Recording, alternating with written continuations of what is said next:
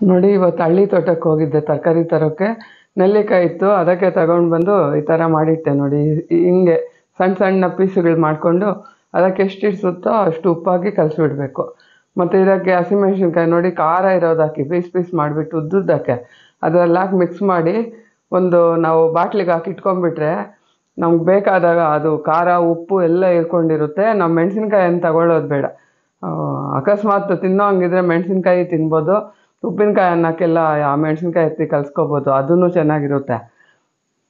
ನಾವು ಬಾಯಿ ಸಪ್ಪಗಾದಾಗ ಅವಾಗವಾಗ ಏನಾದ್ರು ತಿನ್ನಬೇಕು ಅನಿಸುತ್ತಲ್ಲ, ಆ ಟೈಮಲ್ಲಿ ಇದು 1-2 ಹೋಳು ಎತ್ಕೊಂಡು ಬಾಯಿಗೆ ಹಾಕ್ಕೊಳ್ಳಿ.